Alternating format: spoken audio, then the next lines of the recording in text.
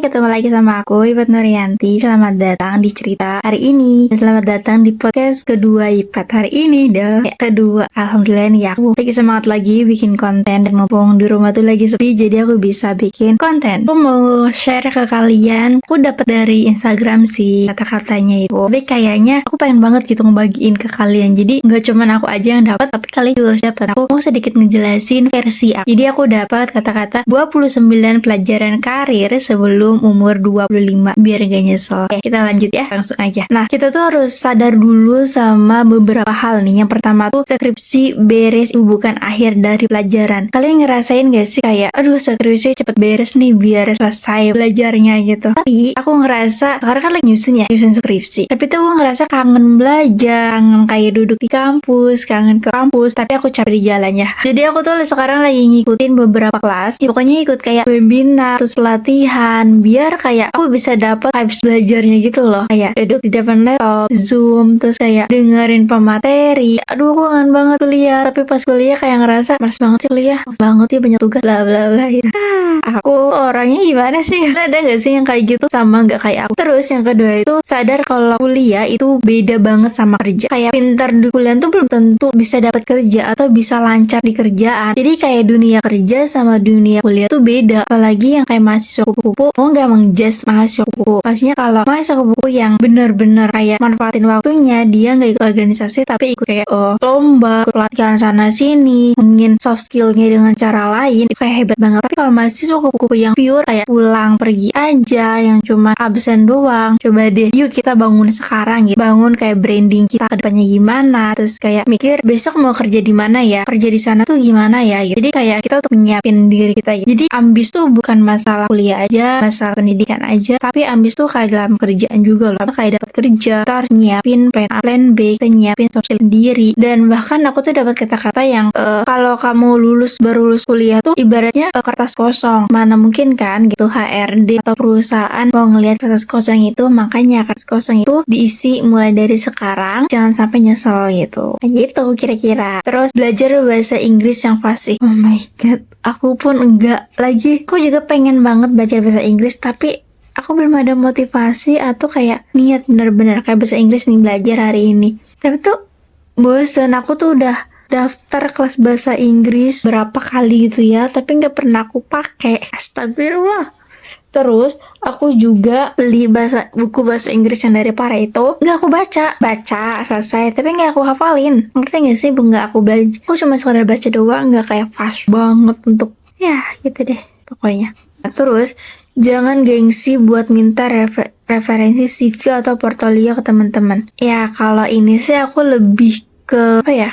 Pertama tuh untuk CV sendiri aku tuh biasanya ini lihat di TikTok gitu, di YouTube, di Instagram untuk kayak apa ya, tutor CV tuh sebenarnya apa aja sih isinya, CV tuh untuk apa aja sih, tipe CV apa sih yang harus kita tahu gitu. Terus kalau misalkan review CV ke teman atau portfolio kita lah gitu ya, kita liatin ke teman. Menurut aku baik juga sih, bagus, tapi aku belum pernah nyoba kayak aku ngasih CV ke teman aku untuk di review gitu, karena aku nggak punya teman. Jadi ada nggak yang mau nge-review CV aku? Ya nggak bohong-bohong, aku punya teman tapi ya belum berani aja buat ngasih CV aku. Takutnya aku dikira ambis dan sebagainya. Tapi nggak apa-apa sebenarnya. Aku udah mulai bodo amat dengan itu semua. Terus yang kelima, jadi mahasiswa kupu-kupu, kuliah pulang, kunang-kunang, kuliah nangkring, gak ada yang terlambat buat belajar dan cari pengalaman setelah lulus. Nah, tadi yang aku bilang, yang kedua, sadar kalau kuliah itu beda banget sama kerja. Bener banget itu. Jadi, gak ada kata terlambat buat kita semua, mahasiswa kupu-kupu, mahasiswa kunang, kuliah nangkring gitu lah, dan sebagainya, untuk nyari kayak pengalaman magang, volunteer. Yang penting tuh bisa memenuhi skill dan gap buat jadi modal kerja gitu loh. Ya, aku pun gak sombong untuk kayak ikut, maksudnya aku tuh selama kuliah aktif di organisasi. Tapi sekarang di semester akhir, yang kalian sadar tuh gak banyak hal yang bikin kosong, gak banyak hal yang gimana sih ngomongnya, susah banget. Maksudnya gini loh, aku ikut organisasi gitu ya selama perkuliahan. Nah, Tapi gak nutup kemungkinan aku pun masih nyari gitu ya tempat magang, volunteer saat ini. Kalau kalian sadar, mahasiswa akhir tuh gak sibuk-sibuk amat sebenarnya. Kayak brandingnya doang sibuk, sebenarnya enggak untuk diri aku sendiri gitu ya. Kecuali orang-orang yang kerja gitu, mungkin oke lah mereka sibuk dengan kegiatan yang positifnya. Sedangkan aku tuh yang viewer di rumah aja tuh ngerasa ada waktu enggak?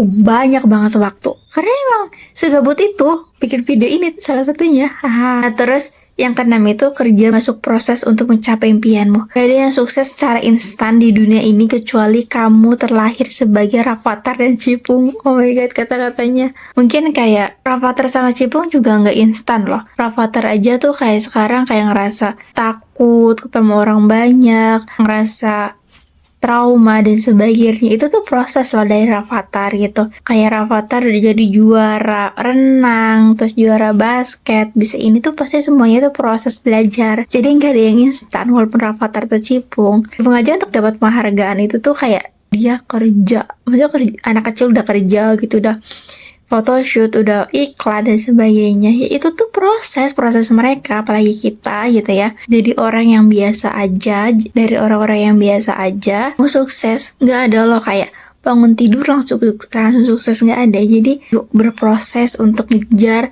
impianmu, masuk pekerjaan itu loh. Nah, yang nomor 7, it's okay kalau nggak tahu, kan baru pertama kali. Jadi misalkan nih, kalian dapat tugas A, B, C. Terus kalian nggak pernah tahu tugas itu seperti apa. Contohnya aku tuh sekarang ada freelance yang kayak harus ngerjain tugas itu. Terus kayak aku nggak tahu nih. Terus kayak tapi orangnya percaya sama aku untuk dikerjain. Kayak aku nanya dulu, aku nggak ngerti soal ini. Mau nggak membimbing aku? Kalau dianya mau gitu, si kakaknya itu mau. Jadi aku pun percaya sama diri aku kalau aku bisa gitu. Dan selama pengerjaan itu kayak aku ngerasa, oh ini tuh pernah diajarin loh. Walaupun kayak aku kan basicnya di teknik ya, teknik informatika, yang dimana ya perkuliahan umum itu selain teknik gitu beda cara pengerjaannya gitu. Kalau teknik itu laporan ya paling kayak tentang software, terus aplikasi, data, perhitungan kayak gitu doang kan. Kalau nggak ada yang secara rinci kayak gitu loh, ada sih tapi nggak banyak banget. Yang langsung ke 8 itu sabar. Kalau ngeliat kiri kanan bakal jadi prestasi karena pasti ada temen kenalan yang karirnya kenceng, ngestar orang beda-beda.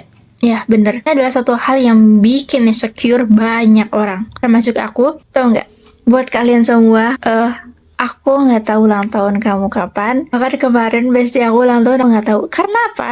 Karena aku membisukan semua status. Ya, aku status WhatsApp itu dibisukan. Jadi aku nggak pernah ngeliat story orang lain, nggak pernah ngeliat story orang lain lagi jalan-jalan lagi pamer kesuksesannya, lagi pamer kegiatannya. Aku nggak pernah ngeliat. Jadi kehidupan aku tuh tenang banget, asli nyaman banget seperti itu. Bahkan di Instagram aku berani nge-share tentang sosial media aku, maksudnya kayak tentang YouTube aku, TikTok aku, podcast aku, terus banyak hal yang aku bagiin tuh. Oh, ada beberapa orang yang bikin aku gak nyaman, atau kayak ada satu orang yang kalau muji tuh terlalu, malah kayak bikin aku takut sendiri, kayak lebih ke ngejek aku jadinya gitu. Jadi aku bisukin buat kalian nih yang nggak tahu story aku di Instagram, yang nggak tahu postingan aku di Instagram, terus yang nggak pernah tahu SW aku, kalian pasti dibisuin ke aku. Pokoknya gitu deh. Pokoknya aku hanya orang-orang yang aku percaya aja yang bisa ngeliat story aku. Yang ke-9 ada stay di company pertama setelah 1 tahun. Karena banyak yang dipelajari gak cuma skill kamu, tapi how dunia kerja works, networking, dan lain-lain. Kecuali company-nya toxic ya. Oh, jadi misalnya gini, kalian udah diterima di satu pekerjaan, di satu perusahaan, kalian harus bisa bertahan selama 1 tahun. Ya, minimal 1 tahun gitu. Karena di sana tuh bakalan banyak banget pekerjaan yang mungkin bisa nambah skill kalian, nambah pengetahuan kalian, nambah mindset mental kalian gitu ya. Tapi kalau udah toxic banget, please jangan merusak mental kalian lebih jauh lagi.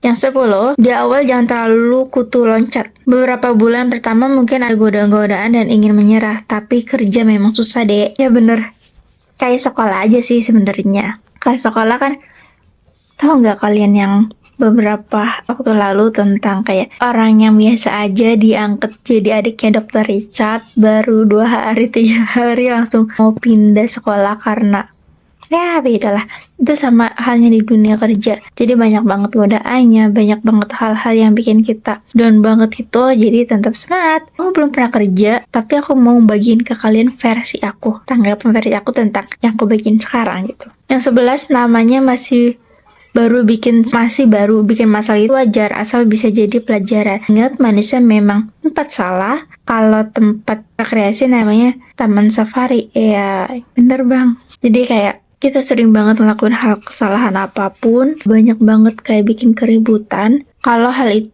maksudnya kayak kalau hari ini salah, jangan lupa minta maaf gitu, jangan lupa perbaiki kesalahannya dan jangan diulangin lagi, dijadiin pelajaran gitu. Mungkin segitu aja sih yang aku bisa bagiin. Mungkin untuk part 2 nya nanti aku bakal share karena ini udah panjang banget, aku juga udah capek ngomongnya. Segitu aja dan next, bye.